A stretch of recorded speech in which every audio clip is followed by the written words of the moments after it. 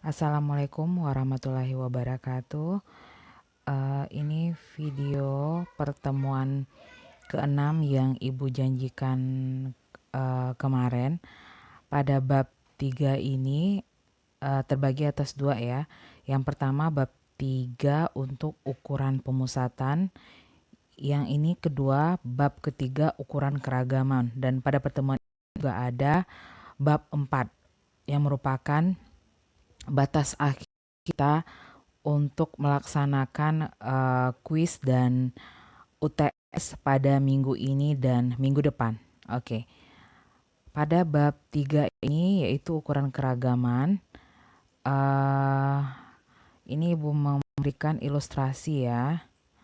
Misalkan diambil contoh 5 karung yang seharusnya harganya itu beratnya itu 50 kg. Merek A, B, dan C. Oke, untuk semen A,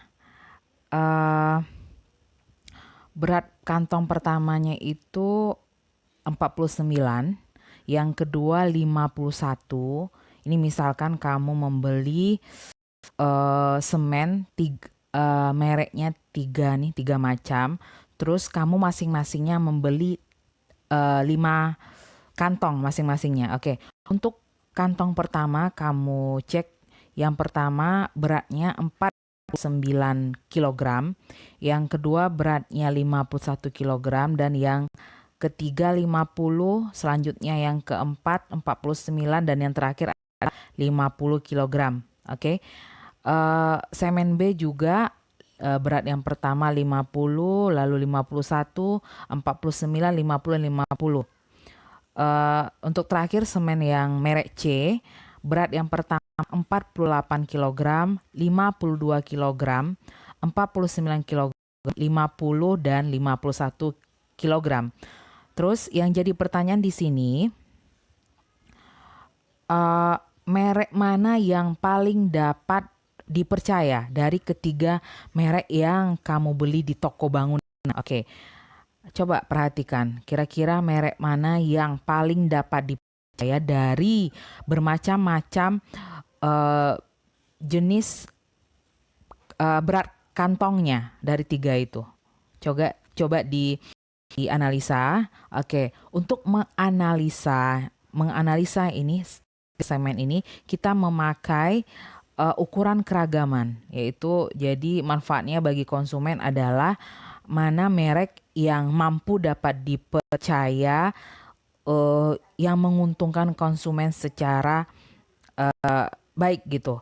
Jadi kalau seandainya produsennya uh, benar ya, berarti tiap kantong itu berikan berat yang konsisten, tidak beragam. Oke, coba deh kalau analisa secara awam aja. Mungkin bisa kamu perhatikan yang konsisten beratnya itu adalah semen B ya. Karena beratnya itu mendekati 50 kg, itu banyak tuh. Cuma 49 yang cuma satu kantong semen sampelnya yang beratnya 49 kg. Tapi semen A dan semen C itu sangat tidak konsisten sekali tuh. Ada 49, 51 gitu. Apalagi semen C ada 48, ada 52, 49. Jadi itu yang paling merugikan itu yang A dan C. Kalau B mungkin tidak terlalu ya. Oke. Jadi kalau secara teori kita akan mencari ukuran keragaman ini, ada berapa kita pelajari ini? Ada 5 ya. Oke, jadi ukuran keragaman itu adalah suatu ukuran yang menunjukkan keragaman atau penyebaran data. Oke, ini ada rank di sini, ada wilayah, ada jangkauan, ada rentang, simpangan tengah, varian, simpangan baku, jangkauan interkuartil, dan koefisien keragaman. Oke, kita masuk yang pertama, rentang atau wilayah. Untuk rentang, cara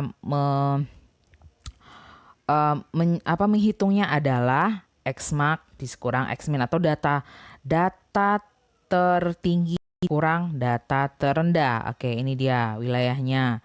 Ini dari B, di semen B itu apa wilayah atau rentang itu 51 kurang 49. Jadi data yang tertinggi dikurang data yang terendah. Hasilnya 2 rentangnya ya. Kalau yang C data yang C tadi wilayah atau rentangnya itu adalah 2 dikurang 48 berarti 4. Yang paling besar 4, yang paling kecil ada 2. Ini catatannya. Rentang adalah suatu pengukuran kasar keragaman data.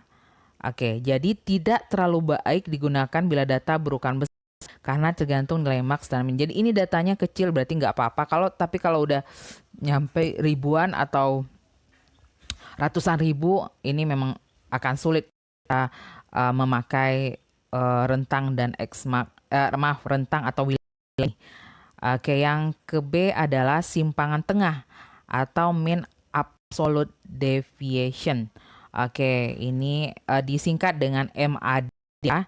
Oke, ini rumusnya sigma I dari data pertama sampai N, nilai mutlak XI dikurang X bar per N. XI kamu tahu, XI itu adalah data keberapa dikurang X bar. X bar itu adalah nilai rata-rata per N. N itu adalah berapa jumlah data atau jumlah sampel yang diberikan. Oke, nih kita masuk, ini catatannya. Simpangan tengah mengukur penyebaran data di sekitar rata-rata atau min. Yang kedua, sulit untuk dimanipulasi sehingga jarang digunakan. Jadi ada kekurangan dan ada kelebihan dari nilai penyebaran yang A ini rentang atau wilayah dan B simpangan tengah. Jadi rentang dan simpangan tengah ini emang jarang dipakai ya. Oke, yang ketiga nih yang sering kamu dengar juga ragam atau varian simpangan baku. Oke, rumusnya ini tuh ragam populasi, terus selanjutnya ragam contoh. Oke. Untuk ragam populasi disimbolkan dengan sigma kuadrat sama dengan sigma dan itu juga sigma ya. Jadi sama-sama bentuk notasinya beda tapi membacanya sama. Sigma I sama dengan 1 sampai N XI dikurang mu dikuadratkan per N besar. Ini untuk ragam populasi. Yang membedakan ragam populasi dengan ragam contoh atau ragam sampel itu adalah untuk ragam populasi N itu adalah N besar. Sedangkan ragam contoh atau sampel dia pakai N kecil. Oke. Terus yang membedakannya satu lagi, yang ini dia pakai ragam itu disimbolkan dengan sigma kuadrat. Sedangkan untuk ragam contoh dia memakai simbol S kuadrat. Oke. Terus mana lagi yang berbeda? Oke, ini lagi mu. Mu untuk populasi itu disebut rata-rata, sedangkan untuk nilai rata-rata pada contoh atau sampel dia pakai X bar. Oke, ini beda cuma simbol ya. Rumusnya sama, tapi yang membedakan simbol yang sebelah kiri ini populasi dan sebelah kanan itu adalah untuk contoh. Oke. Selanjutnya kita akan masuk ke catatannya. Ragam dan simpangan baku merupakan ukuran penyebaran data sekitar min atau rata-rata. Nilai simpangan baku diperoleh dari akar kuadrat nilai ragam varian. Artinya adalah nanti kalau kamu mencari simpangan baku, itu kamu peroleh dari akar kuadrat nilai ragam.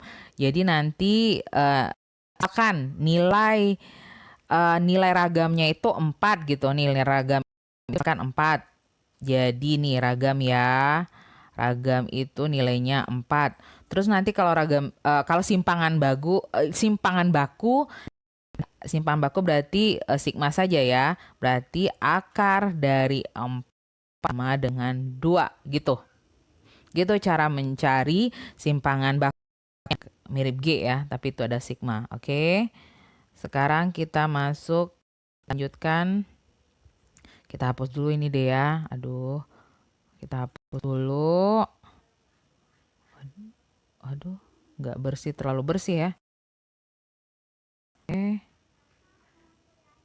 Oke, kita hapus dulu. Kita hapus dulu. Memakan waktu juga buat ngapusnya ya. Oke. Kita masuk nih, notasi simpangan baku itu yang tadi sempat Ibu sampaikan sama dengan data populasi dan S itu data sampel. Oke, ini masuk kita ke apa ya, rumus ragam, tapi rumus hitung ragam ini beda. Oke, ini rumusnya ya, nih rumus ini untuk ini merupakan maaf. Oke, tunggu sebentar. Oke, untuk ini adalah yang merupakan apa rumus datanya, dan ini setelah disederhanakan menjadi yang ini dia tuh. Oke, ini sama berbeda, n-nya tetap itu, n-nya tetap banyaknya, dan mu itu tetap rata-rata populasi, dan sedangkan ini disebut hitung ragam untuk ini rumus dasarnya, dan ini setelah disederhanakan sampel ya. Ini disebut adalah rumus hitung ragam. Oke, yuk ini keterangan yang telah Ibu berikan ya. Oke. XI itu data ke I, mu adalah rata populasi, X bar sama dengan rata-rata sampel, sigma kuadrat sama dengan ragam atau varian, ada yang bilang varian, ada yang bilang ragam untuk populasi, S kuadrat adalah ragam atau varian sampel, sigma saja ya, tidak pakai kuadrat, itu ada simpangan baku populasi, S sama dengan simpangan baku sampel. Selanjutnya besar adalah ukuran populasi atau jumlah jumlah data, terus N kecil ada ukuran sampel. Oke, kita lanjut ke contoh yang pertama. Masya Allah. Ini berapa menit kita video nih ya? Baru slide ke 9. Oke, ini contoh pertama. Data ya, ada data. Ibu lanjut aja ke contoh. Oke, ini data usia mahasiswa itu ada 18, 19, 20, 22 tahun. Dihitung, diminta adalah menentukan sigma, mu, ini mu ya. Oke, ini mu nih, ini mu sigma kuadrat untuk ragam, terus simpangan baku.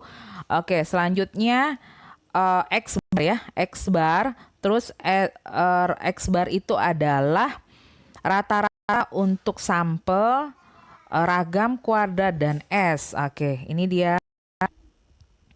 Oke, ini kita jawab ya. Kita jawab. Nih, diketahui datanya. Masya Allah. Ada gangguan, maaf. Oke, nih. Diketahui ini ada 5. N atau N besarnya jumlahnya 5. Oke. Nih, yang A dibikin adalah data populasi. Ini rata. Rata populasi itu. Sigma dari I 1 sampai 5X besar. Oke, ini dijumlahkan ya. Artinya kalau rata min itu kan dijumlahkan datanya semua lalu dibagi dengan N. Oke, jumlahnya ada 100 lalu dibagi 5 sama dengan 20. Selanjutnya pertanyaan kedua adalah dia nanya itu ragam populasi. Berarti sigma dari 1 sampai 5 XI mu karena dia populasi ya, dikuadratkan. Oke. Kita dikurang rata-rata dikuadratkan. Jadi 18 kurang 20 kuadrat 19 20 kuadrat, terus 20 kurang 20 dikuadratkan, 1 dikurang 20 kuadrat. Oke, terakhir 22 dikurang 20 dikuadratkan per 5. Oke, kalau cepat nanti tolong tanyakan ke Ibu karena slide kita 49 ya. Jadi kayaknya Ibu harus buru-buru, terlalu lama nanti ya. Oke. Maaf. Oke. Ini kita dapatkan nilainya ada ya 10/5 sama dengan 2. Oke. Dia nanya simpangan. Nah, ini ketinggalan lagi. Simpangan baku populasi. Jadi akar itu. Jadi sama dengan 1,414 itu adalah simpangan baku populasi. Oke. Selanjutnya kita masuk ke sampel. Untuk data sampel yang berubah di sini hanya simbolnya ya. Untuk hitungannya sama nih hasilnya nih. Karena data yang kita itu data yang sama. Oke, yang membedakan Ibu ulangi lagi, yang membedakan di sini ada hanya simbol saja. Untuk nilai ini sama, perhatikan ini 20.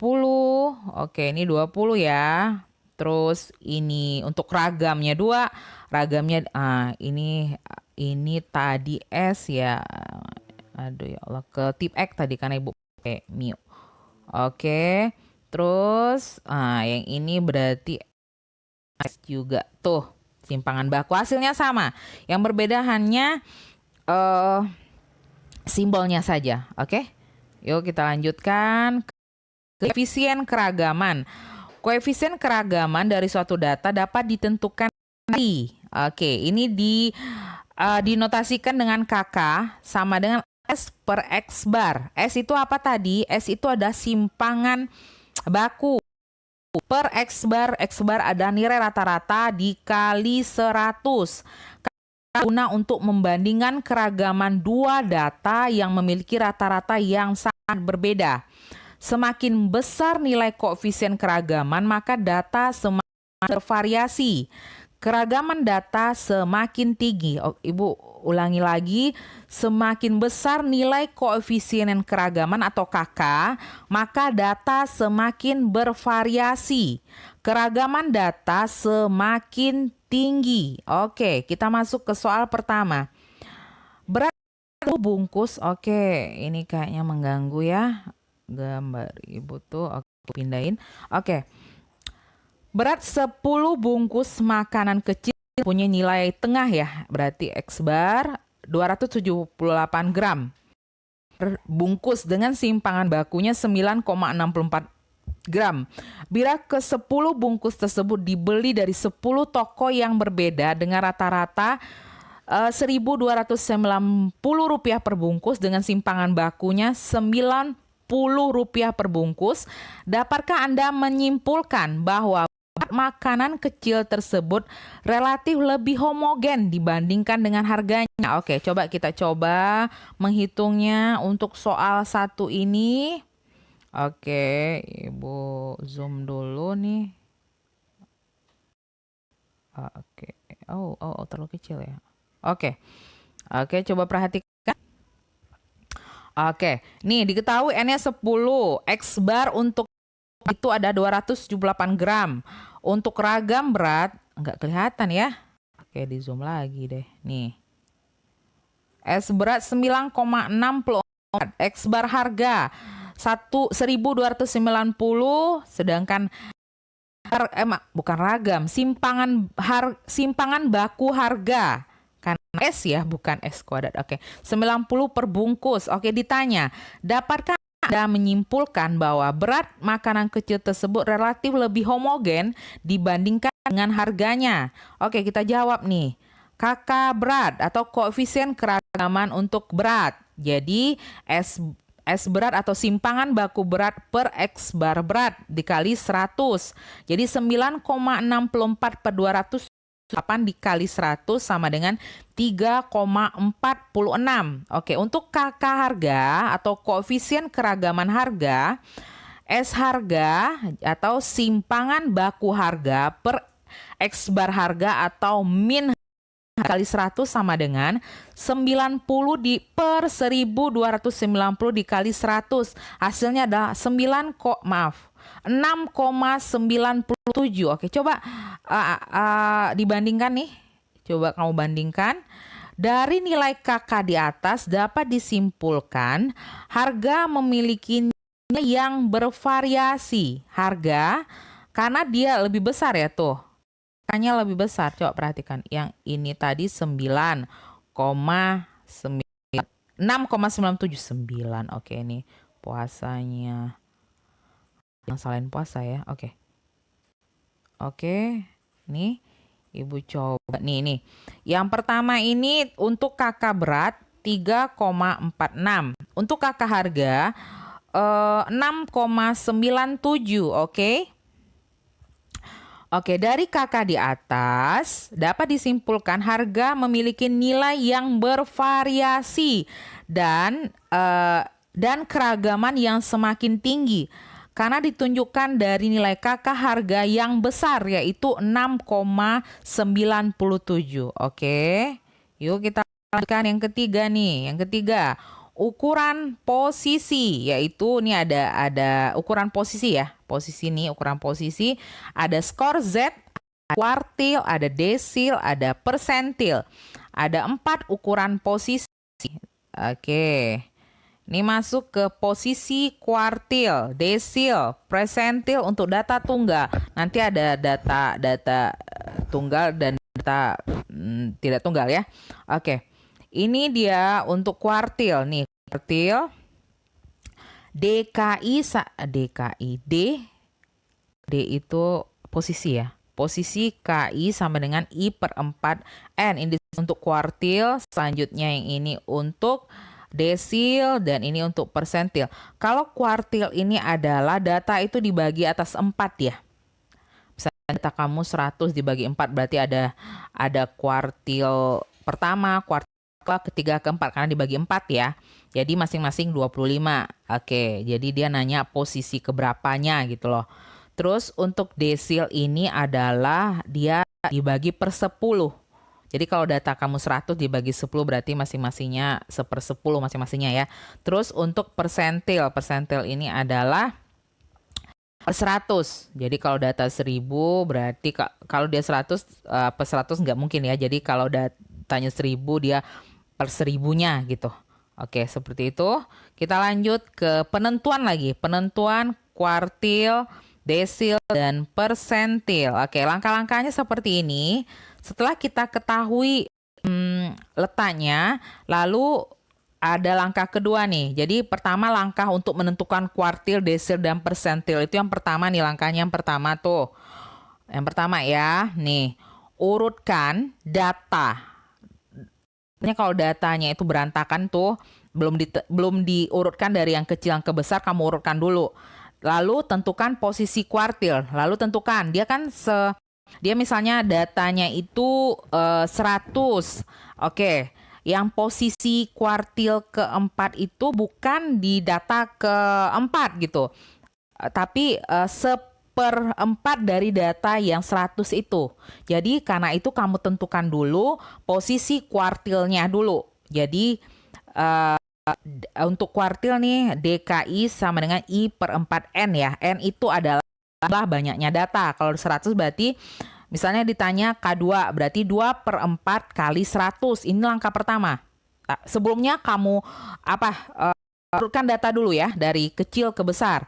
Oke, yang kedua untuk langkah kedua nih jika bila DKI-nya bulat maka ditetapkan A sama dengan DKI. Oke, yang merupakan maaf, kalau datanya bulat berarti ditetapkan A sama dengan DKI. Bila datanya tidak bulat, maka kamu akan membulatkan data itu ke atas. Oke.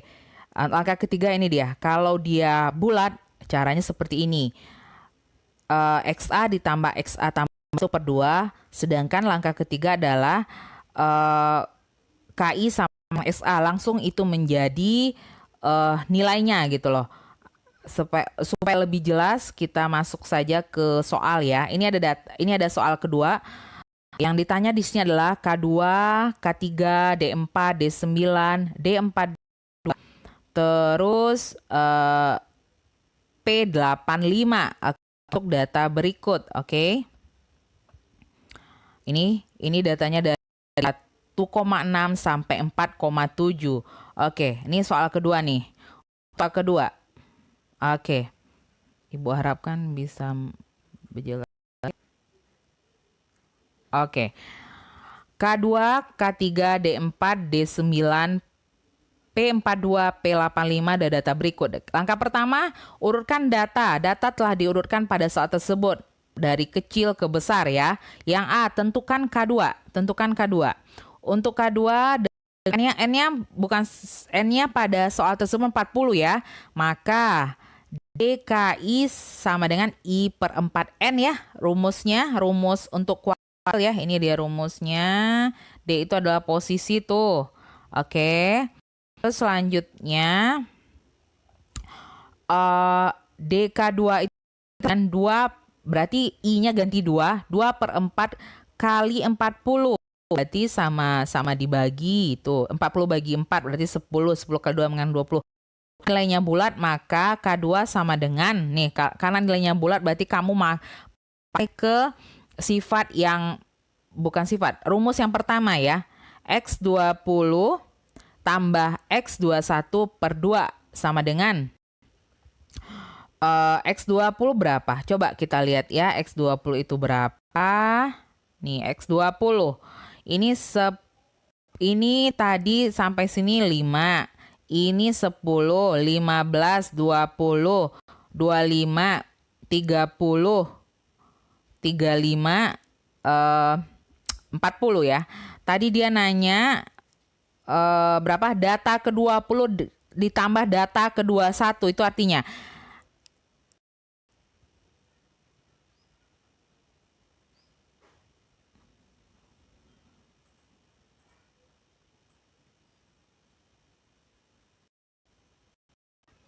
oke, yuk kita lanjutkan.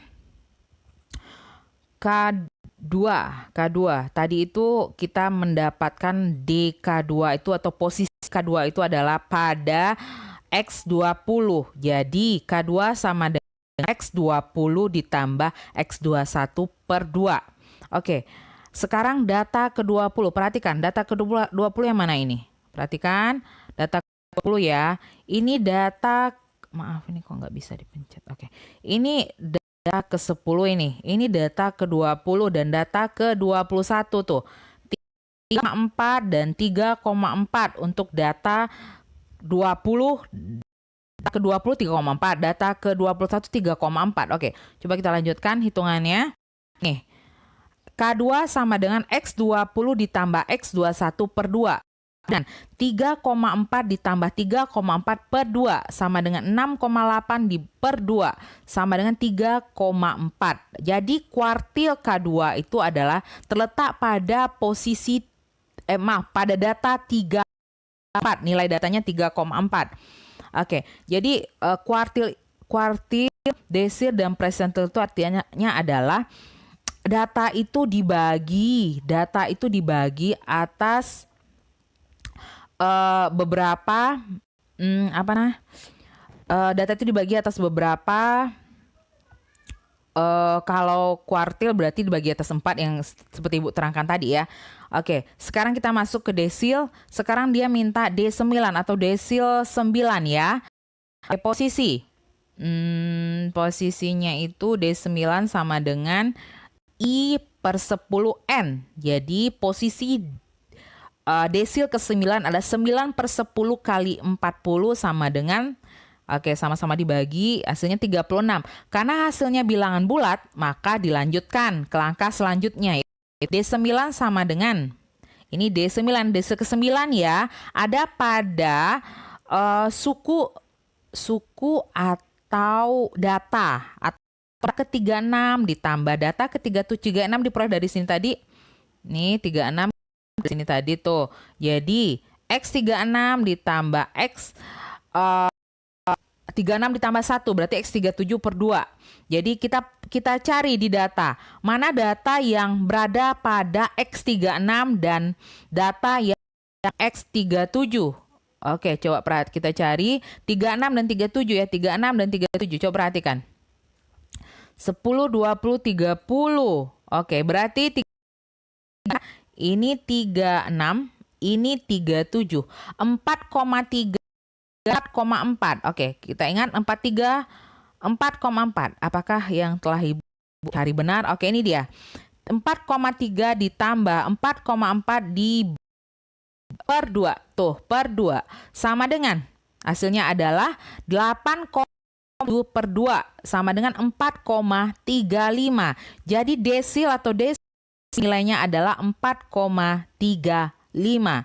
Bisa dipahami untuk mencari nilai kuartil dan desil kelas? Oke, Ibu harapkan bisa ya. Selanjutnya pertanyaan yang C adalah tentu P85 atau persentil ke-85. Oke, posisi P85 sama rumusnya adalah I per 100 kali N. Tuh. D, posisi D, bukan D ya ini ya. Ini persentil ya, P ya, bukan D. P85 sama dengan 85 per 100 dikali 40. Jadi nilainya adalah 34. Hasilnya masih bulat, maka langkah dilanjutkan ke P85 sama dengan ini 34 ya. Berarti 34 ditambah 35. Karena rumusnya adalah XA ditambah X1. Berarti X34 ditambah X35 per 2. Sekarang kita cari lagi. Mana nilai atau mana data yang ada pada data ke-34 dan dengan data 35. Coba kita lihat. Data 34 dan data 35. Oke. Data 34. 10, 20, 30. Oke. Ini 34 yang ini ya. 34 ini, terus 35 4,1 ditambah 4,2. Oke, coba kita lihat. 4,1 ditambah 4,2 dibagi 2. Sama dengan 8,3 per 2. Hasilnya ada 4,15. Jadi persentil atau P85 nilainya adalah nilainya adalah 4,15. Oke, sekarang Ibu harapkan kamu bisa melanjutkan K3, D4 dan P42 di buku latihan sendiri ya.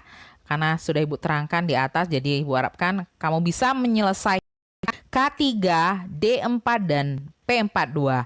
Oke, soal-soal yang bahas bisa jadi akan keluar, yang tidak Ibu bahas bisa jadi akan keluar di UTS kita nanti ya. Oke, itu warningnya aja. Oke, soalnya ke data yang tidak tunggal, berarti data kelompok namanya ya. Ini posisi kuartil, persentil untuk data kelompok. Oke, untuk kuartil ini rumus KI sama dengan B ditambah P dikali tutup bukan I per 4N dikurang F per F. Satu F besar, yang satu F kecil, tutup kurung. Dengan I itu ada 1, 2, 3. Hasilnya dibagi 4, jadi nilainya itu adalah 1, 2, dan 3 saja.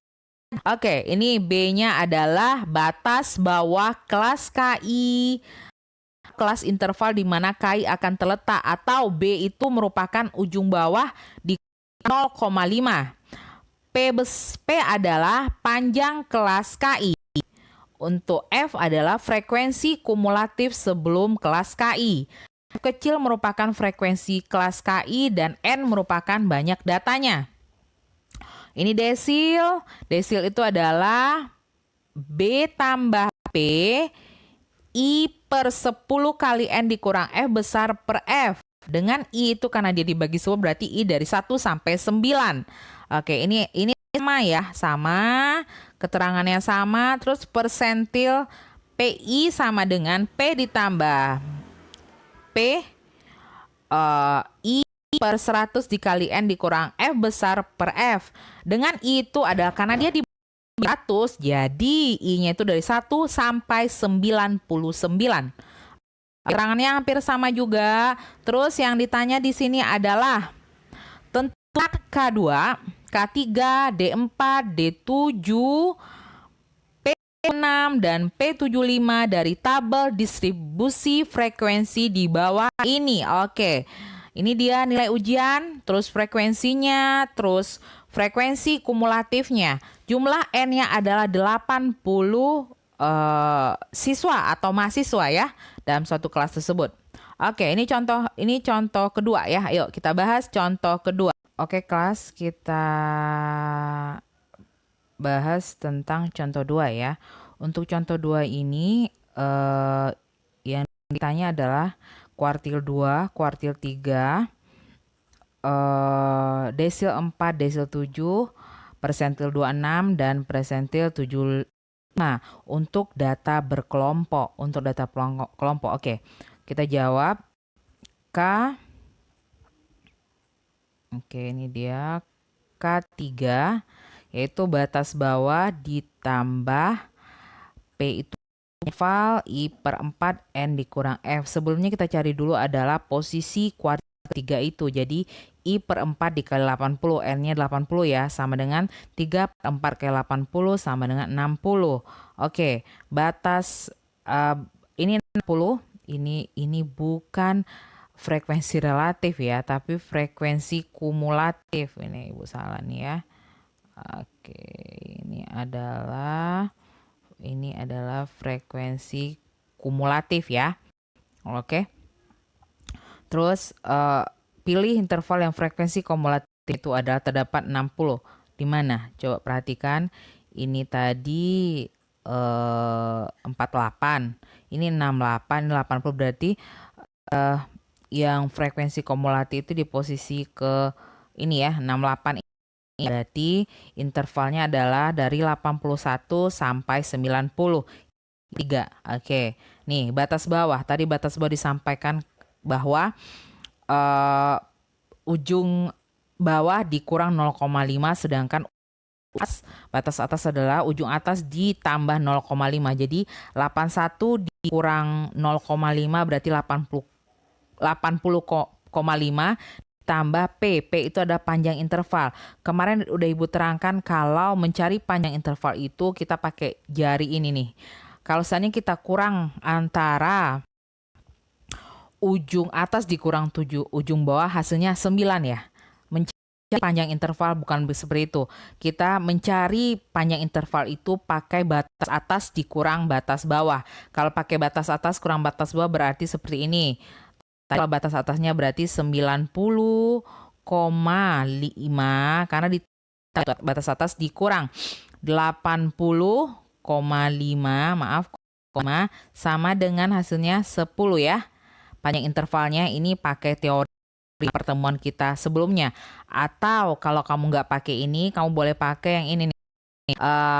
Panjang intervalnya 81, 82, 83, 84, 85, 86, 87, 88, 89, 90. Jadi ada 10.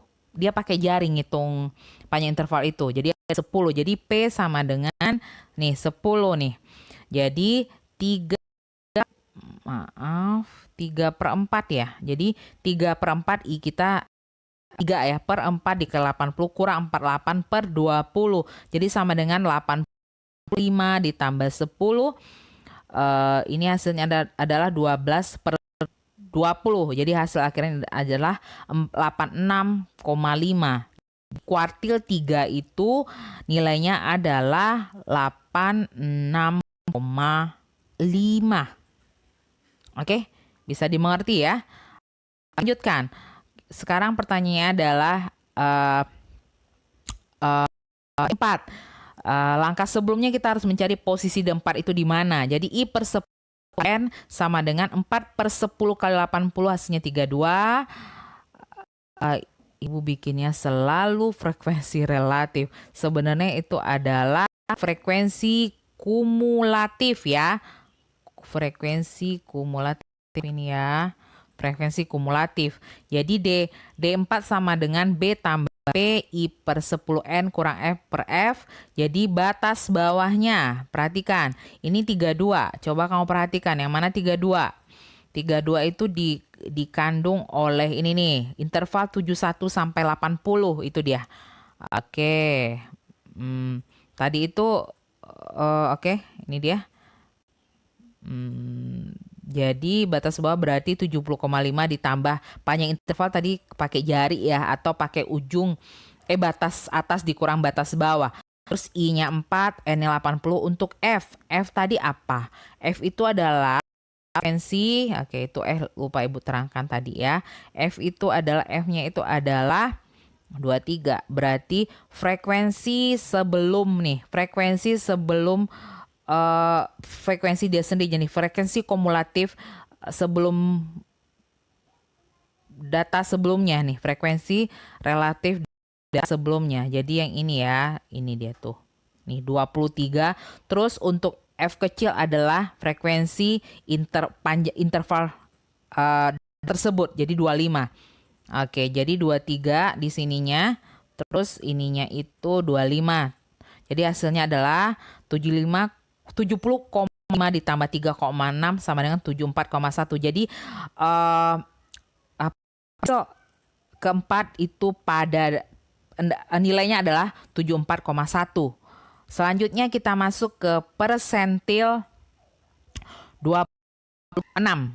Jadi I per 100 kali N, jadi 26 per 140 hasilnya. Hasilnya adalah pada D 20,8. Coba kamu perhatikan dua frekuensi relatif lagi. Frekuensi kumulatif 20,8 itu terletak pada yang mana tuh? 20,8. Berarti ini ya. 23 ini ya. Jadi pada interval 1 sampai 70. Oke, berarti 60,5. Ini adalah frekuensi sebelumnya ada 8, frekuensi dia sendiri ada 15, frekuensi kumulatif sebelumnya 8. Frekuensi kumulatif sebelumnya adalah 8, frekuensi dia sendiri ada 5. Oke. Ini dia. Oke, jadi 65 ditambah 8,5 hasilnya adalah 69 P atau persentil 26-nya. Oke. Gimana, ada yang mengerti apa yang telah Ibu jelaskan pada soal contoh kedua? Ibu harapkan bisa mengerti ya. Kalau masih belum mengerti, ulang lagi videonya, atau masih belum mengerti lagi, boleh japri Ibu via WhatsApp ya. Oke. Selanjutnya kita masuk ke digunakan untuk menentukan posisi suatu data relatif terhadap yang lain. Ini rumusnya adalah untuk populasi Z juga, untuk sampel juga Z. Tapi yang membedakan di sini adalah ini pakai mu untuk min populasi pakai mu, sedangkan min atau rata-rata sampel atau contoh pakai X bar. Oke. Ini rumusnya. Jadi ini pernyataannya, jika nilai Z-nya 0, data bernilai sama dengan rata-rata populasi. Sedangkan Z positif, maka data bernilai di atas rata-rata populasi. Z negatif, data bernilai di bawah rata-rata populasi. Oke. Contohnya ini, contoh ketiga untuk skor Z. Ria bekerja di sebuah perusahaan yang karyawannya secara rata-rata berpendapatan 2.800.000 sebulan dengan simpangan baku itu adalah 300.000. Pendapatan Ria adalah 3 juta per bulan. Berapa nilai skor Z-nya dan apa arti nilai tersebut? Oke, berarti kita mencari nilai skor Z. Nih contoh ketiga, tentukan nilai Z dari skor di atas. Kita ketahui ini X berarti data sampel ya. 2.800.000, nilai simpangan bakunya 300.000, dan gaji Ria sendiri atau data Ria sendiri itu adalah 3 juta. Jadi kita jawab Z sama dengan X kurang X bar per S. Jadi 3 juta dikurang 2.800.000 per 300.000 sama dengan 200.000 per 300 sama dengan 0,67. Artinya gaji Ria 0,67. Coba perhatikan dulu tuh. 0,67 itu positifkah atau negatifkah atau 0,67 itu adalah positif ya. Berarti data bernilai atas rata-rata populasi atau sampel. Jadi kesimpulannya artinya gaji Ria berada di atas rata-rata gaji sampel atau populasi. Oke, Ibu ulangi, 0,67 itu merupakan Z yang mengandung nilai positif. Oke, bukan 0 dan bukan juga negatif. Maka artinya gaji Ria berada di atas rata-rata gaji sampel atau populasi. Oke, bisa dipahami ya. Ibu rasa ini dalil Chebyshev, sekurang-kurangnya itu 1 sampai per K2 bagian data terletak dalam K simpangan baku dari nilai tengahnya. Kalau sampel itu menggunakan X bar tambah kurang K kali S. K itu tadi A. Terus dikali S ya. K simpangan baku berarti nilainya itu tuh. Nilai simpangan bakunya. Ini contohnya. Ibu rasa ini bisa kamu pahami sendiri ya. Nih, ini selanjutnya ukuran bentuk. Ukuran bentuk itu adalah kemenjuluran dan kurtosis. Untuk kemenjuluran disingkat dengan SK. SK itu bar dikurang median per S. SK itu kalau kecil dari 0 Gambarnya seperti ini. Kalau sama dengan 0, gambarnya simetris. Selanjutnya, kalau SK besar dari 0, gambarnya seperti ini. Kurtosis adalah mengukur bentuk puncak suatu sebaran. Oke, kita masuk, udah selesai bab 3 ya. Kita masuk ke 4, yaitu peluang. Oke, bab 4 merupakan batas materi yang akan diuji pada kuis Sabtu ini, dan UTS kita jadwalnya belum keluar untuk UTS kita minggu depan ya. Oke, ini kompetensinya atau tujuan kita mempelajari peluang itu adalah yang pertama, menjelaskan mengenai ruang contoh, titik contoh dan kejadian. Selanjutnya mencacah titik contoh. Yang keempat, menghitung peluang suatu kejadian. Yang ketiga tadi ya. Yang keempat, menggunakan kaidah penjumlahan dalam menghitung peluang kejadian. Oke, ini kita masuk ke ruang sampel dan kejadian. Oke, pertama percobaan adalah setiap aktivitas yang dilakukan membangkitkan data. Suatu percobaan memberikan hasil yang tidak pasti. Jadi setiap aktivitas itu untuk memperoleh data itu disebut percobaan. Contohnya seperti ini. Pelemparan sekeping mata uang itu adalah percobaan. Terus pengukuran tinggi badan peserta Asia Games 2018 itu juga percobaan. Jadi pelemparan sekeping mata uang. Aktivitas yang kita lakukan itu disebut percobaan. Terus selanjutnya ruang sampel atau contoh adalah himpunan ya. Semua hasil yang mungkin dari suatu percobaan. Jadi maksudnya kita tadi melakukan aktivitas atau percobaan lalu menghasilkan data-data yang berupa himpunan. Jadi itu disebut ruang sampel. Jadi ini dia. Pelemparan sekeping mata uang, nanti kita lemparkan mata uang akan menghasilkan himpunan seperti ini A dan G, itu disebut ruang sampel. Selanjutnya contoh kedua, tinggi badan peserta Asia Games 2018. Sampelnya atau ruang sampelnya adalah X data ya, di mana tinggi badan peserta Asia Games itu adalah dari 165 kecil X kecil dari 185. Ini dia. Intervalnya dari 165 sampai 185 itu interval para atlet itu. Oke. Lalu kita masuk ke titik sampel. Yang tadi itu ruang sampel, sekarang adalah titik sampel. Titik sampel atau contoh adalah anggota dari ruang sampel. NS, banyaknya titik sampel. Dari ini S. Tadi itu ruang sampelnya adalah A, G. Sampel itu adalah A atau G-nya itu. Jadi A. Oke, ntar Ibu coba nih. Nih, tadi kan ruang sampelnya A sama G. Nama titik itu ada 1 itu nih. Atau anggota ruang sampel itu nih. A dan G itu disebut titik sampel. Selanjutnya kita masuk ke kejadian. Kejadian adalah himpunan bagian dari ruang sampel. Oke, Ibu ulangi lagi. Kejadian adalah himpunan bagian dari ruang sampel. Kejadian biasanya dilambangkan dengan huruf besar, misalkan A, B, C. KNA adalah banyaknya titik sampel yang menyebut kejadian A. Contoh percobaan Contoh percobaan pelemparan sekeping mata uang. Ruang sampelnya ada G. Terus kejadian A adalah kejadian muncul sisi angka. Oke, A-nya itu disimbolkan dengan A. Dan kejadian muncul sisi angka itu kejadiannya itu adalah 1 kali. NA sama dengan 1 kali. Oke, itu disebut bagian yang himpunan bagian tuh ini loh. Tuh. Oke, A dengan jumlahnya adalah 1 kali. Terus kita masuk ke contoh pertama. Pertama, misalkan sebuah percobaan acak berupa pelemparan dadu. Kejadian A adalah kejadian munculnya dadu ganjil.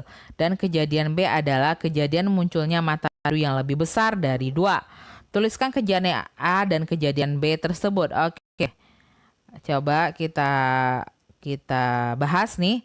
Contoh pertama, Kejadian A sama dengan kejadian munculnya mata dadu ganjil. Oke.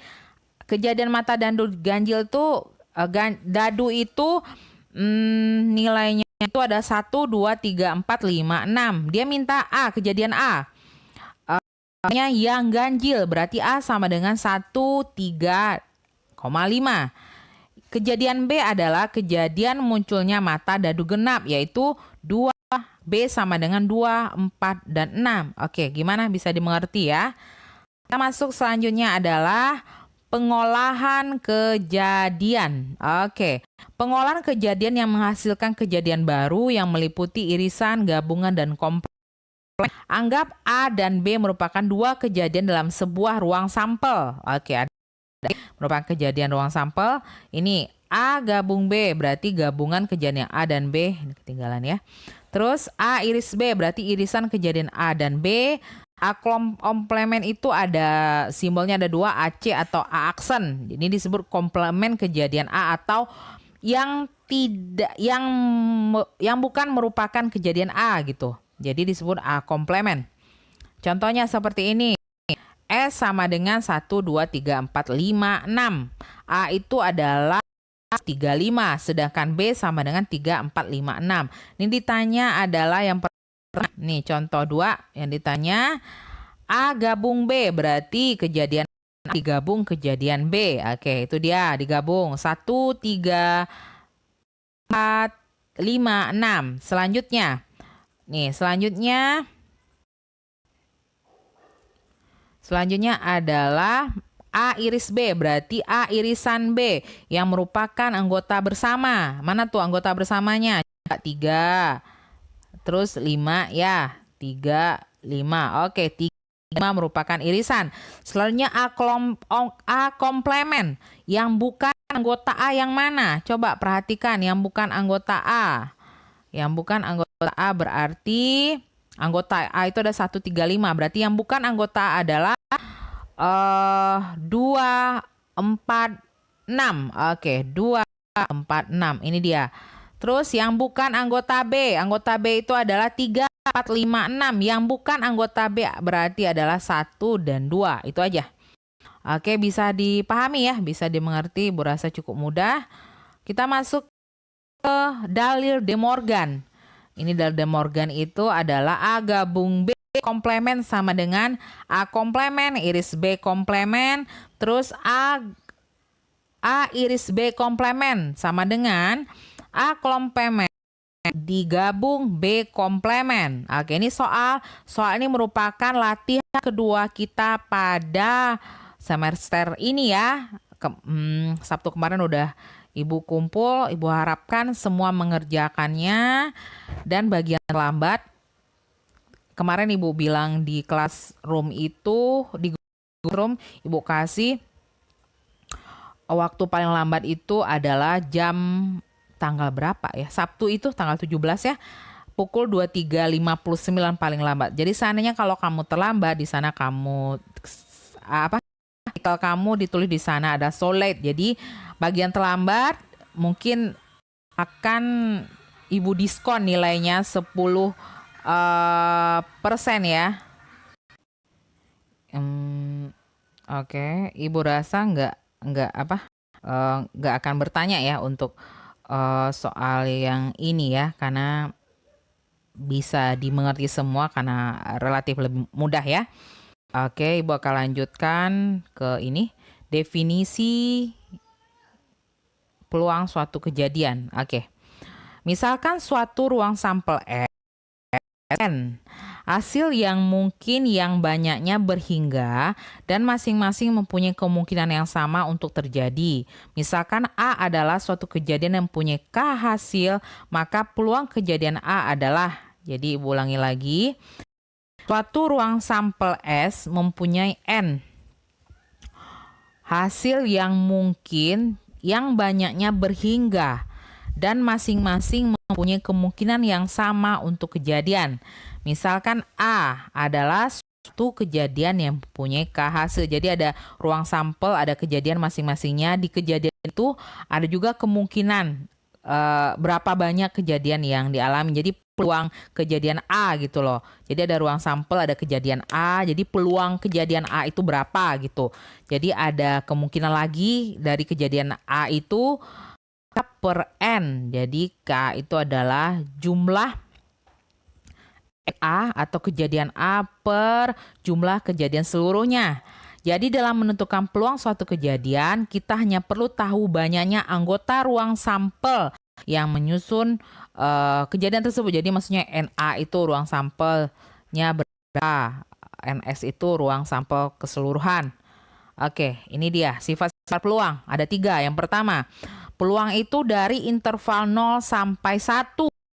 Oke, karena yang namanya peluang itu tidak akan pasti.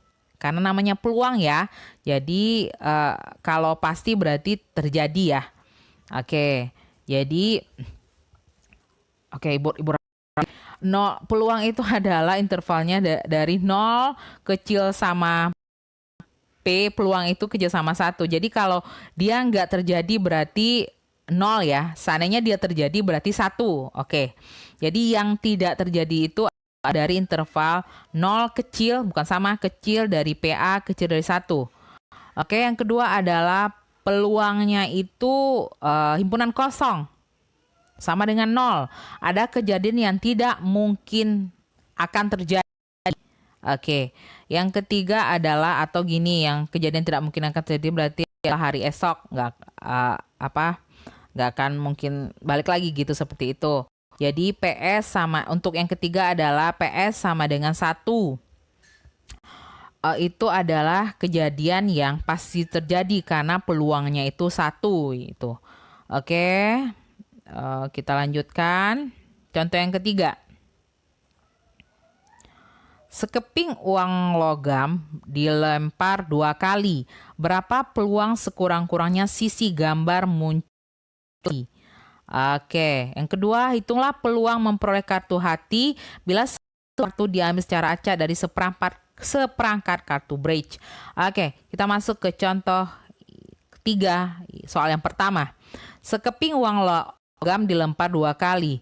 Berapa peluang sekurang-kurangnya sisi gambar muncul? Kalau uang logam itu adalah peluangnya itu adalah angka dan gambar. Sekarang dia minta peluang sekurangnya sisi gambar. Ya, gambar muncul. Berarti kemungkinannya untuk N totalnya itu, NS-nya itu adalah, apa NS-nya? Jumlah keduanya itu ada, ini S ya, Ibu bikin 2, ini S. Oke, NS sama dengan 2 karena ada angka dan gambar ya. Terus yang N1-nya itu adalah peluang sisi gambar kali, jadi 1/2. Bisa dipahami? Untuk kejadian A, dia minta adalah sisi gambar muncul 1 kali, berarti 1 si gambar. Terus untuk NS, gambar dan angka 2 ya. 2 tuh. Jadi peluangnya adalah NA per NS. Jadi sama dengan 1/2. Oke, selanjutnya. Untuk contoh kedua, dia minta itu adalah hati.